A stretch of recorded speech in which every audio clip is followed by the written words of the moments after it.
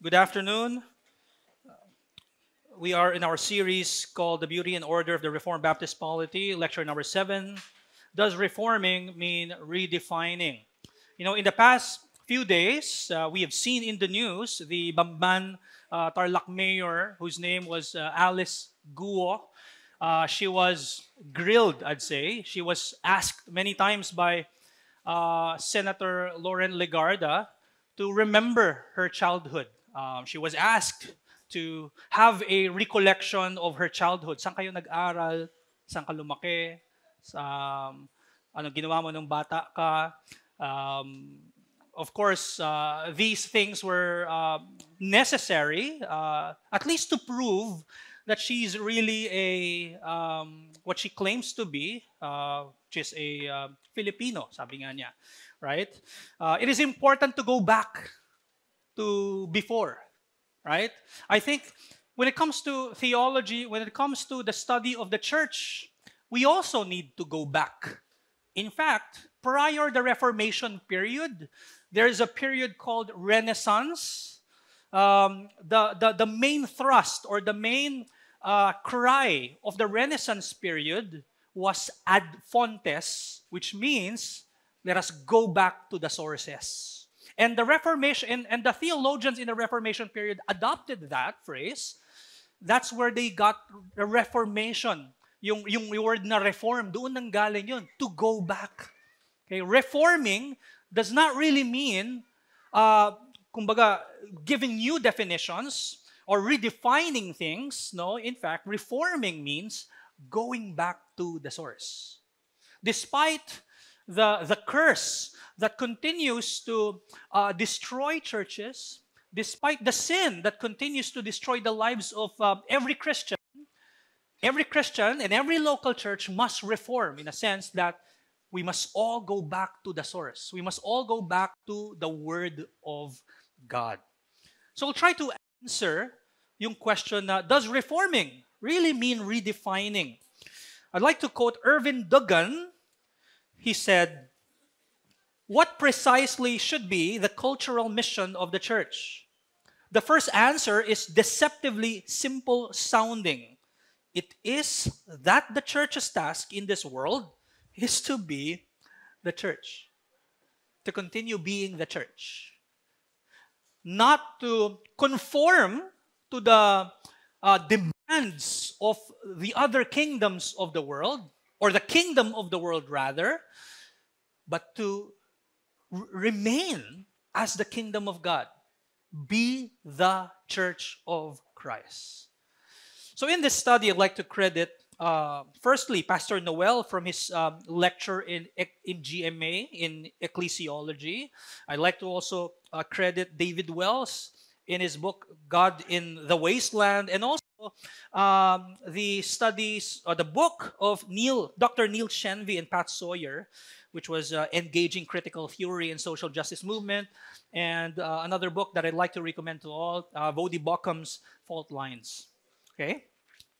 So, in the evangelical community, as we know, the problem is that there is an increasing number of churches that try to cater to the needs of people. They see the need. Okay, here's the need. Ito yung kailangan.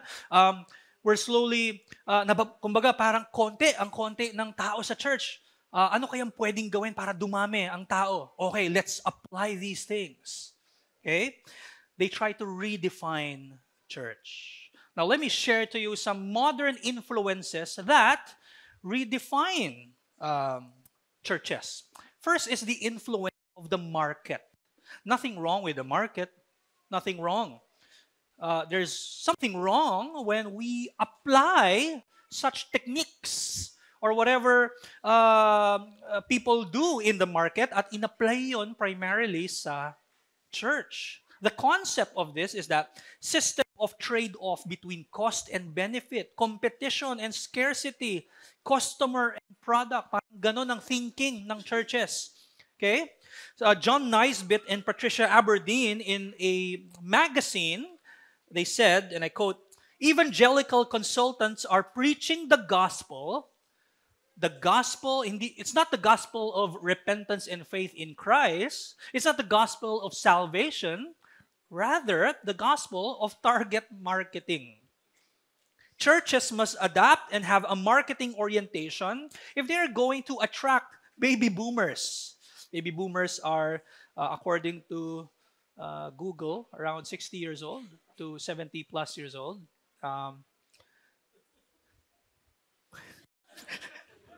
Tumawa si Tito. Says Jack Sims, a former pastor and religious consultant in California. I think that if the churches adopt 3 simple changes, 5 to 10 million baby boomers would be back in the fold in 1 month. Wow. Sims' big 3 are, first, advertise. Okay? So people know where the churches are. Now, nothing wrong with advertisement. We do that also. We're, in a sense, taking advantage of social media for people to know where the church is. So nothing wrong with that. But you see where, kumbaga, heavily dependent in such methodologies ang church, pwedeng magka-problema. Number 2, emphasize product benefits, no? Such as social clubs and or nursery school. Go to our church. Our wala akong maisip. Our pastor always, they are, lagi silang nakangiti. They will, parang ganon, parang may mga ganon. May benefit for you. There's bread or there's food at the back. Dito na kayo. Free lunch and all. What else? At marami pa. Ano? Libreng kape. Sana. Right? May libreng kape. Number 3, be nice to new people. Good customer relations. Again, nothing wrong with this. But you see, kapag masyado tayong dependent dito sa mga bagay na to, you see the influence of the market. The church redefined by market, it's yung preoccupation with growth through market techniques. So we're so into the growth, physical growth, the numbers. No? Again, nothing wrong kapag nag-grow in number ang church, especially if the gospel is truly preached there, then it's a good thing. But if, kumbaga, ang church ay nakadepende nga doon sa, if they see that is success, if the number of the more members you have in a church ay more successful kayo, again, that's wrong. So growth becomes the measure of success, which is equated with God's blessing and approval. Okay? So methodology and techniques move to the forefront. If there's a writing or a book from George Barna, and ang title nun ay Marketing the Church. Okay? Of course, hindi ko nire-recommend, but I'm just saying that there are such writings. So the point here is that to adopt the church to the market is to reduce the gospel to a competitor for consumers' attention. Now, we may be quick to say, we're not like that, right? We may end up like that. I mean, every local church can end up like that if we're not careful. Okay?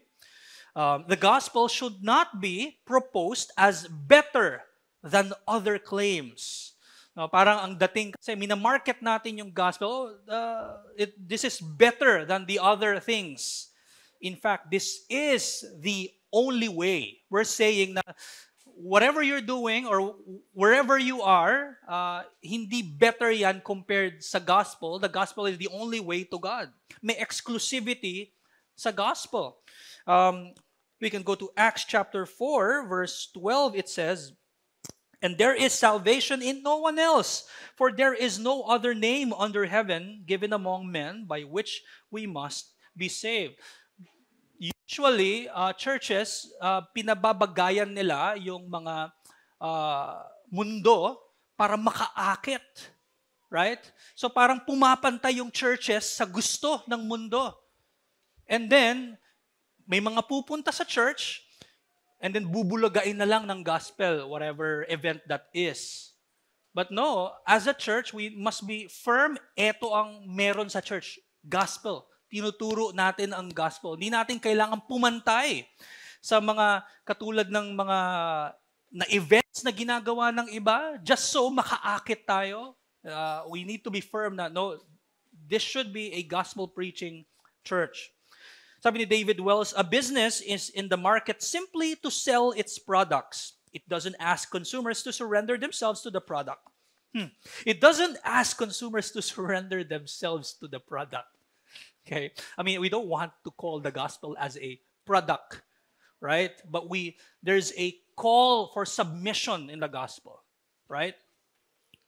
The church, on the other hand, does call for such a surrender. It is not merely marketing a product, it is declaring Christ's sovereignty over all of life and declaring the necessity of obedient submission to Him and to the truth of His Word. When the church is properly fulfilling the task it has been assigned, it is demanding far more than any business would ever think of asking prospective customers. And so the challenge for our church is to maintain the exclusivity or exclusiveness of the gospel claim and neglect the market approach of competitiveness. We must be faithful. We must stay faithful. In fact, when trial comes to our church, in every church must remain faithful to the gospel preaching. The problem is, there are trials in every church, and trials will happen. Okay? Every year, probably every month, there will always be trials in church. Kahit ano pang itsura ng trials na yan. Ang nangyayari, nag-iisip kagad tayo ng solusyon. Teka, this should be the solution. This should be the solution. No. First thing, the first solution of every church must be to continue faithfully preaching the gospel. Okay? That's how we reform. We nakakapit tayo sa gospel. And let the Holy Spirit, through the gospel preaching, work in the hearts of the people. Okay? It's not technically the methodologies that would truly save them or change the hearts of people. It's the gospel. Okay? So, when we veer away from the gospel, doon na tayo magkakaproblema. Okay? Number 2, influence of psychology. Again, not necessarily bad ang psychology, of course not. But we see some influences na nakakapasok sa church. So man's basic problem is feeling bad about himself as a victim of external forces. Ito yung concept nitong influence na ito. Again, David Wells says in God in the Wasteland, he said, by some estimates, over 90% of Americans are addicted in some way to alcohol, drugs, sex, gambling, violence, and even to shopping. Addictions are seldom viewed as matters of bad judgment, bad habits, or bad character. See, merong parang nada-downplay yung sin. Almost invariably, the source of the problem is traced to a bad home life or bad social circumstances in relation to which they understand themselves and their roles. We're not saying na walang effect yung childhood or whatever happened to you in the past. There, of course, sa providensya ng Panginoon, may effect yun. No? Kumbaga, nag-accumulate yung mga experiences mo in the past. Yes. But to the point of downplaying the sin. Okay? Yun din yung nangyayari sa pagpasok, yung pag-influence nito sa church. The church nowadays is redefined by psychology.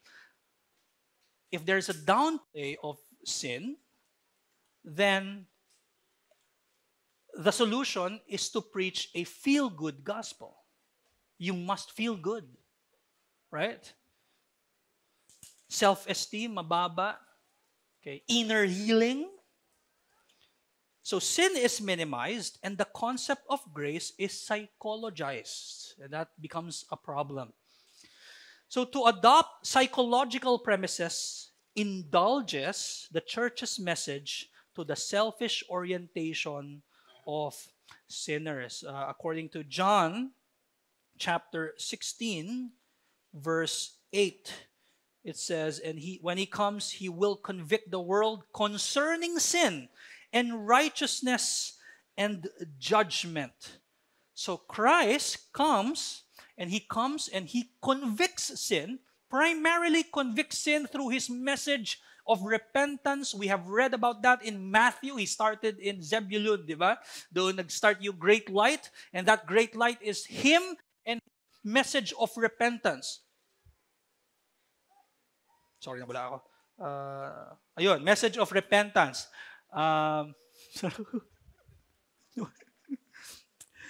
There.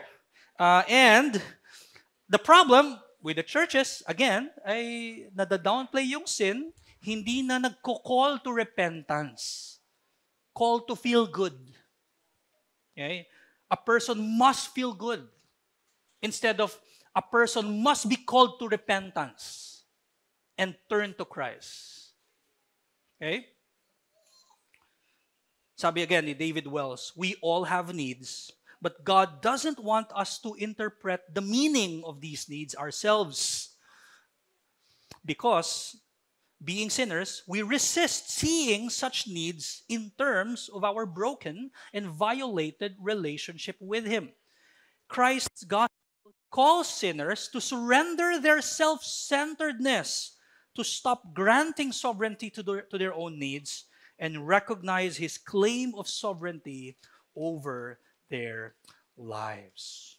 So the challenge for us is to continue calling people to true repentance and faith in the salvific work of Jesus Christ. We must not shy away in calling people to repent.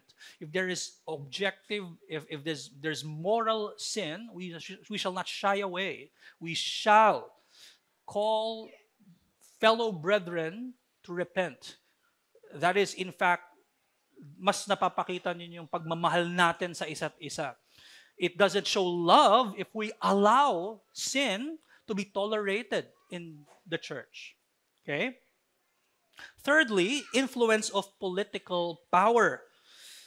So Christians in political power will be well positioned to advance the Christian mission. And a church that is redefined by politics, yung mayroong involvement in political issues, Christian candidates with Christian platforms. So technically, nothing wrong for a Christian to be a candidate. I think there's something wrong when you try to Christianize the government. Okay? As you know, the government is a totally different institution. It is still under the authority of God. God has given the government an authority to make sure that society is safe. God has given the sword to the government. Iba ang jurisdiction ng government. Iba din pagdating sa church. Okay? They should be separate. In the earlier times, there's no separation of church and state. That's why there is a confusion as to what tool they must use. Is it the keys of the kingdom or the sword? When church discipline will be, applied, and the tool used instead of the keys, sword. Right? There's killing. But there has to be a separation of church and state because those two are different. Okay? So to involve the church with politics orients its approach to the tools of human power. I think nawawala yung dependence sa power of the word. Okay? The church is looking to the state for what should be church concerns, religious legislations, even yung mga, I'd say, like Bible Day, right? Wala naman talagang need for the government to have such days kasi it's not their job. Wala silang religious responsibility. Ang dapat nilang gawin, making sure that churches are free to worship. Other than that, there's no need. Okay? For example, governments stopping people from worshiping. The government does not have such jurisdiction. Okay? It's not them who administers the discipline of every church. It's not the government who administers the sacraments. It is not the government who preaches the gospel. Wala yun sa jurisdiction nila. Just as, hindi rin naman jurisdiction ng church na magpakulong or sila yung maghahatol ng judgment doon sa nagkaroon ng krimen. It's the government's role. Okay? So the church is actively competing for political powers, endorsing candidates, lobbying, joining elections. Some may be binding the conscience of others. We must be aware. Dapat informed ang conscience natin, but we can't really bind the conscience of people, whoever they are supporting, unless their supporting is obviously or vocally, kumbaga parang, let's say, into LGBT or whatever, yung sobrang obvious na, I think there's wisdom na hindi dapat. Right? But hindi dapat masyadong busy ang church sa politics.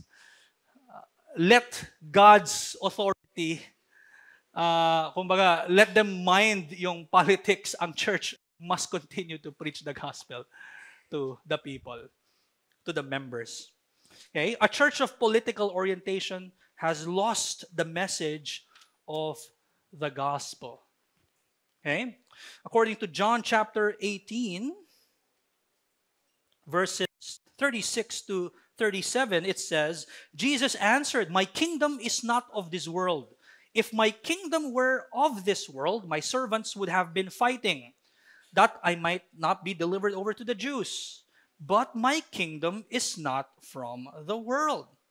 Then Pilate said to him, "So you are a king?" Jesus answered, "You say that I am a king. For this purpose I was born, and for this purpose I have come into the world." What is the purpose of Christ? To bear witness to the truth. Everyone who is of the truth listens to my voice. Okay? This means that the kingdom of Christ has a different message than politics. It is not the government that tells people to repent of their sins and come to faith in Christ. The kingdom of Christ has different methods than politics. We have a different tool. One of our tools is the Word of God. Right? Hindi naman ginagamit ng government yon to rule the society. But it is what we're using to rule for the church to rule, basically. For Christ to rule through the church, rather. So the challenge is that as citizens, we may be politically active in a just cause. As a church, we must not get entangled with politics. You have to stick to the preaching of the gospel. Fourthly, there is this, it may not be as evident here, although paunti-unti na, there's also the influence of the social justice movement. Okay? What is a social justice movement? It is the pursuing justice, not the biblical justice, but justice and cultural approval to the exclusion of all who disagree with their assessments. This movement assumes that the world is divided between the oppressors and the oppressed. Kumbaga parang merong division of people. There are those who are oppressed, there are the oppressors. Kumbaga parang innate na nasa system na yon na merong oppressed. Kumbaga merong mga laws na ginawa na ito ay coming from minds before that who are oppressors. And so ngayon, tayong namumuhay, especially sa America, yung mga namumuhay ngayon, they think na okay, yung mga blacks ay sila yung oppressed and the white ones have the privileged because of the systems that na meron even before. Kasi nga, for them, merong, like, for example, merong racism. Okay? So hindi yun malayo na ma-influence din ng mga churches dito sa Pinas. Pero sa US, napakaraming na-influence na nito. Okay? There's the involvement in the agenda of the oppressed, supporting the world's call to be woke. Ito yung kailangan magising kayo sa katotohanan that there is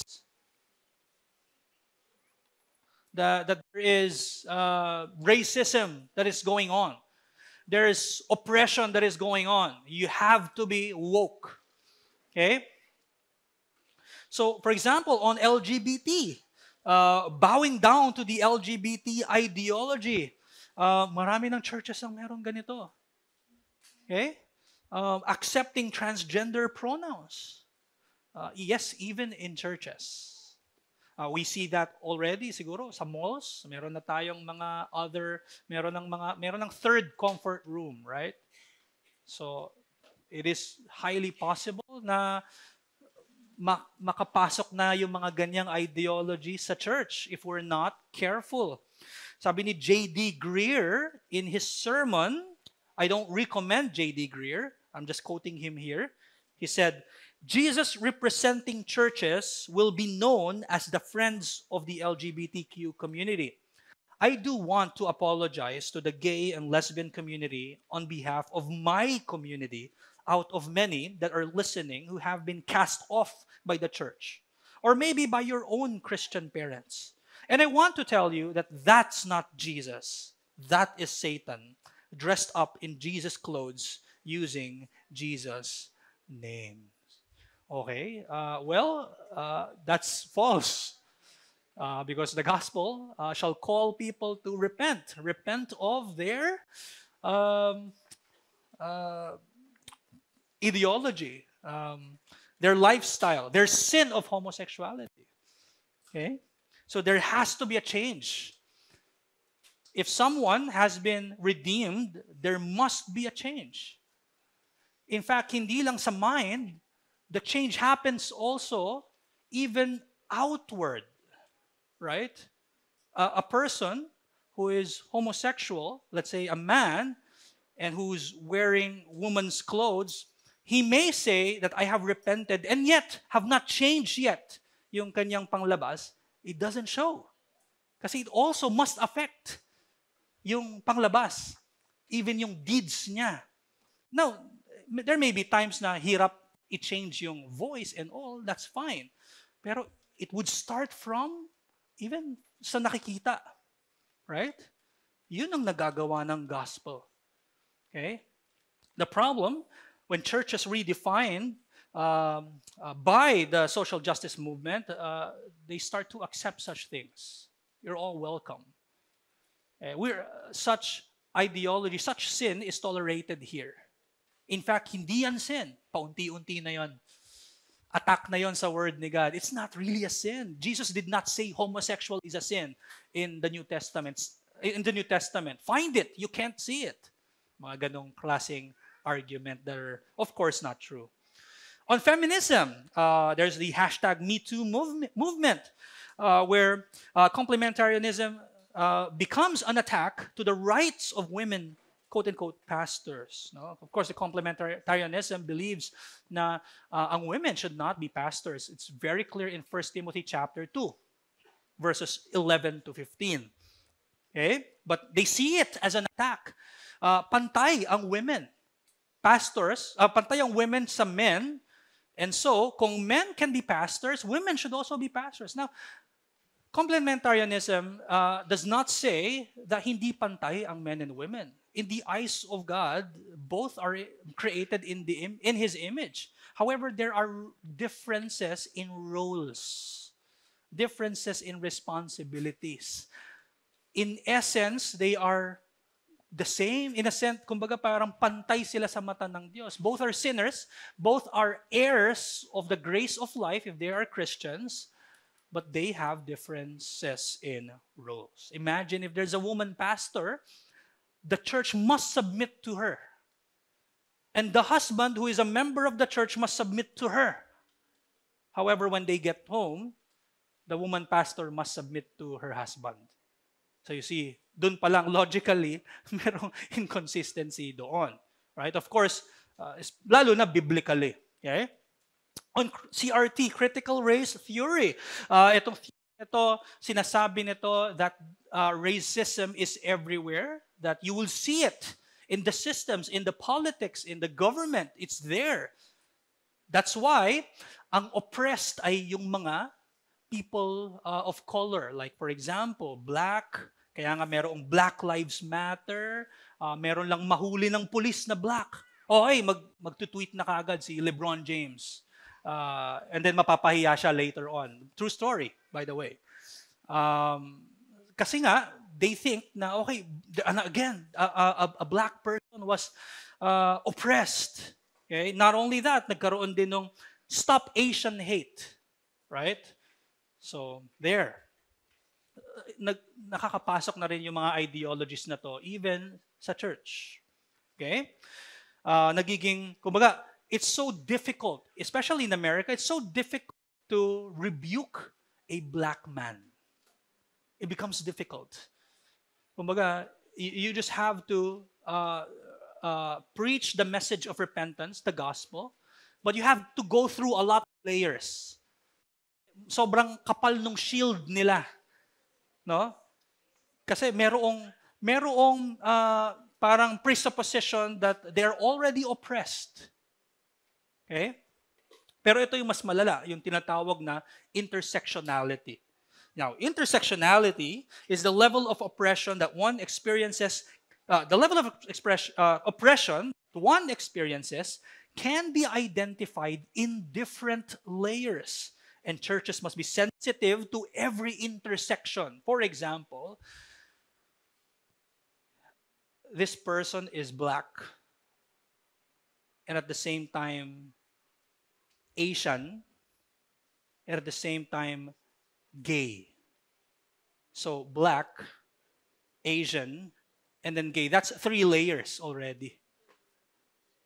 3 layers of levels of oppression. He's already oppressed as a black man. And by the way, I don't mean na demeaning itong mga words ko.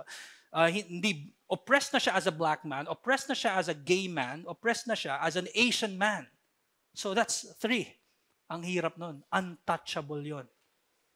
I remember last year when I was in Washington, D.C., na-share ko na ata to Sam. I was tambay-tambay lang sa merong Apple Store ako nakita. Tingin-tingin lang. And then may nakita akong pumasok sa sa Apple Store, Sa Apple Store, sorry. Sa Apple Store. Pumasok siya, a black gay man. And then when he entered the room, and I'm sharing this not to ridicule, but to let you know yung power na meron. He together with his friends, they entered the Apple Store. I can still remember the kind of entrance yung ginawa niya. When he entered, he naglakad siya, tapos meron siyang cape.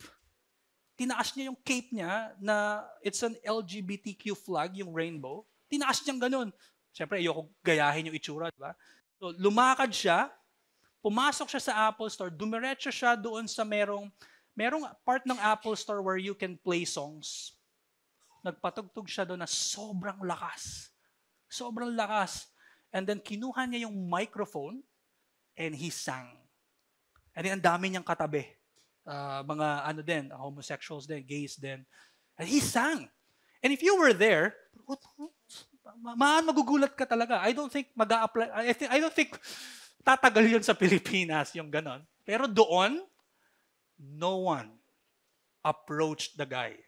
And you see there in the Apple Store, mga bouncers, mga security guards, there, lalaki ang katawan nila. Hindi sila lumalapit. No one can approach the guy and say, Chief, sir, sorry, that's not allowed here. It didn't happen. Imagine, kung ganun siya sa society, pag nakapasok yun sa church, yung ganung klase, may hirapan ng ma-defeat or ma-rebuke ang sinner. Right? So, that's just an example. Okay? Of course, ako, umalis na ako kasi hindi ko kaya. So, these marginalized groups promote a safe space notion, and any disagreements erode to cancel culture. In fact, even violence. In fact, ikaw pa ang ma-oppress. Okay? So, safe space notion, no? Even this ay nakakapasok na rin sa church. Safe space. Expression of opposite views threatens emotional safety. It's not safe here. Okay? What else? Cancel culture, the legitimization of those who oppose culture-approved ideologies. Okay?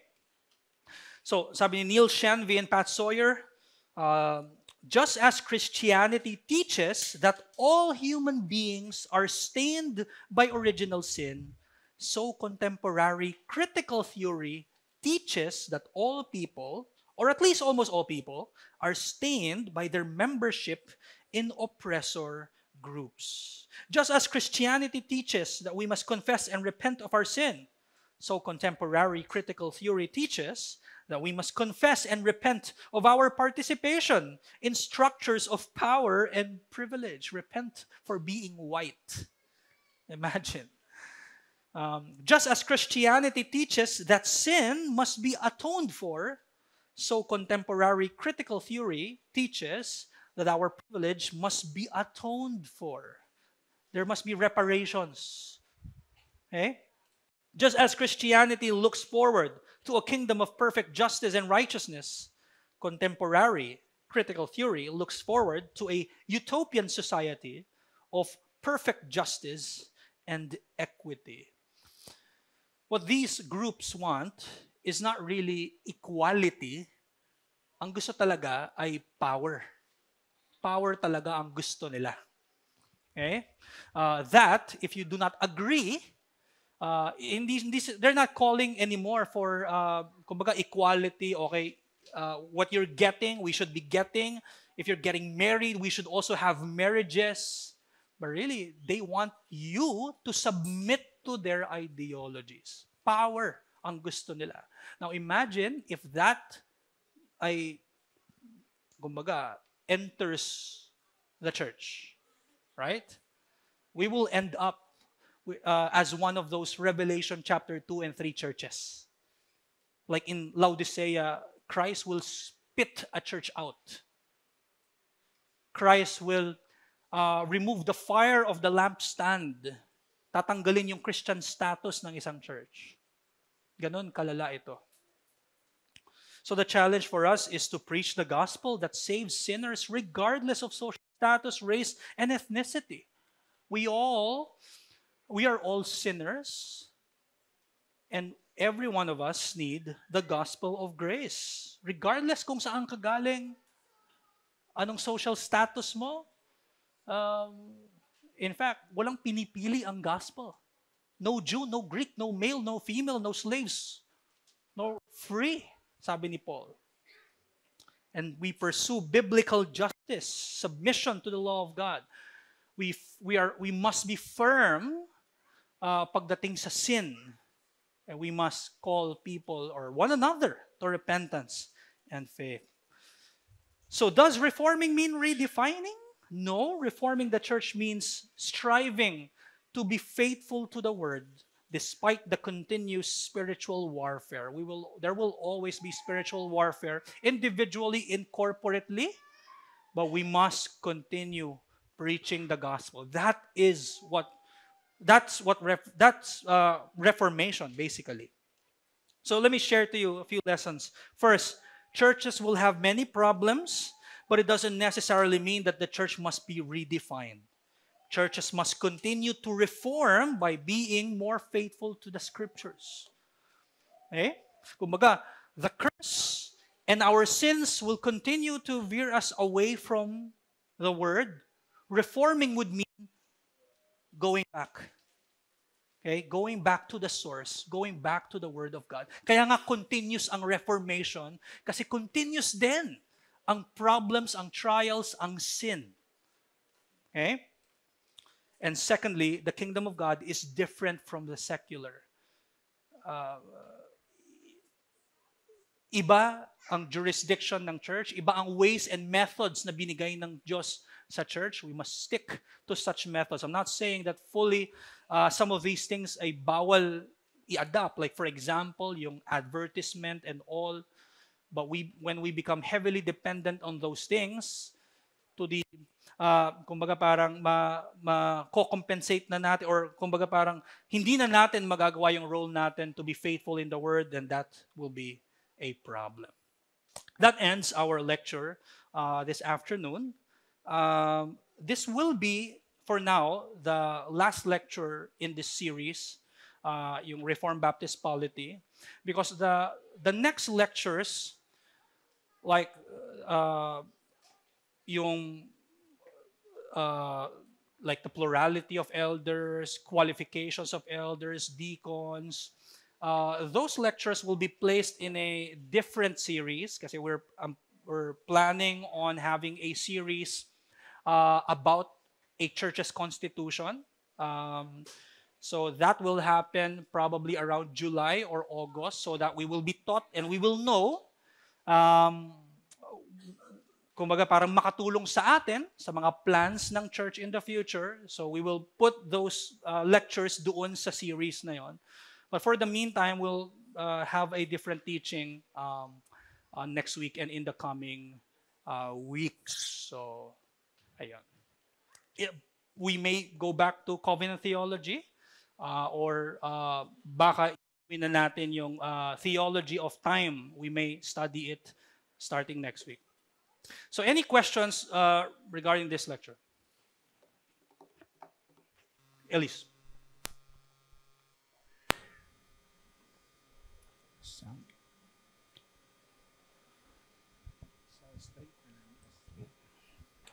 Hello. Okay.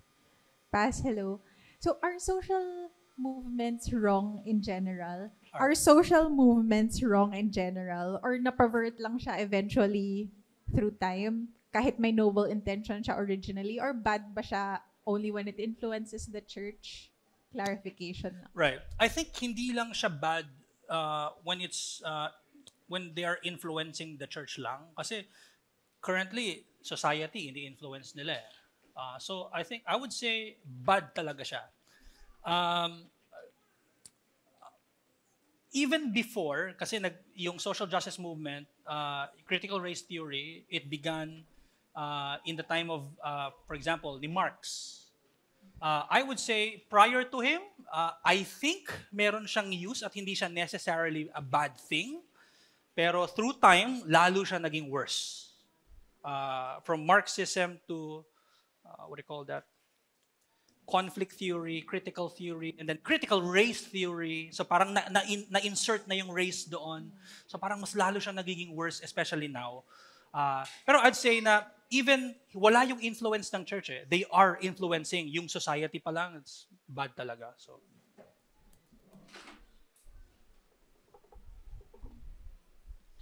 si Ceci.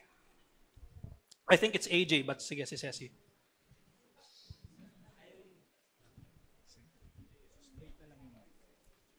In light of, how do we explain today's lecture in light of read this morning, 1 Corinthians 9:19? So that was when Paul said to the Jews, I became a Jew in order to win Jews.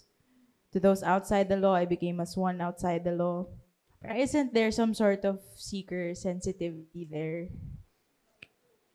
In order to 1 Corinthians verse 19 to 22. Anong ang verses yun? Sorry, I want to go back to it.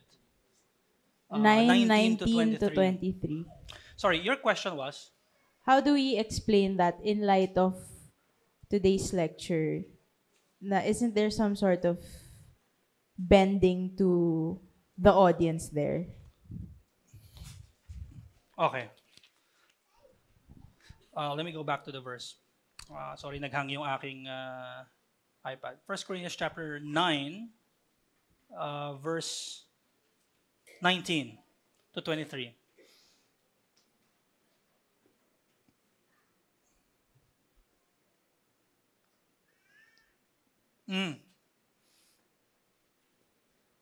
I think yung thrust dito ni Paul is that um, not necessarily bending to the demands of the Jew. Hindi niya yun ginawa kasi remember in Galatians chapter 2, he was very much against kay Peter. So hindi siya I think it's not like now na merong parang demand to not just accept us but to submit and agree to what we believe in. Hindi yun yung point ni Paul dito eh. Si Paul kasi, as we know, he is learned pagdating sa Judaism. So, pero hindi necessarily that he had to, kumbaga, go through yung mga gustong i-demand sa kanya ng mga Jews during that time. But yes, he was circumcised in that way kasi under pa siya technically ng yung excess ng Old Covenant. In that way, I think, yun yung ibig din niya sabihin na to those under the law, I became as one under the law, as one under the Old Covenant. Yun yung ano niya, yun yung context niya. I don't think pwede natin siyang magamit specifically pagdating dito sa time natin kasi there's no Old Covenant for us to be under it. But what we can see here is siguro yung so just to clarify, you don't need to submit to yung kung anong ginagawa ng mundo just to be, kumbaga, just to look appealing and then present bigla yung gospel sa kanila. Hindi yun yung context nito. Ang thrust ng lecture natin is that, in fact, wag tayo magpa-influence doon. We remain faithful sa preaching of the gospel.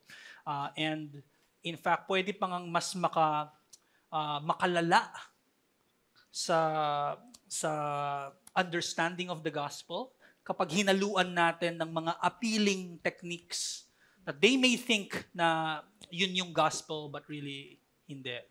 Does that make sense? Yeah. Okay. Thank you. Any more questions?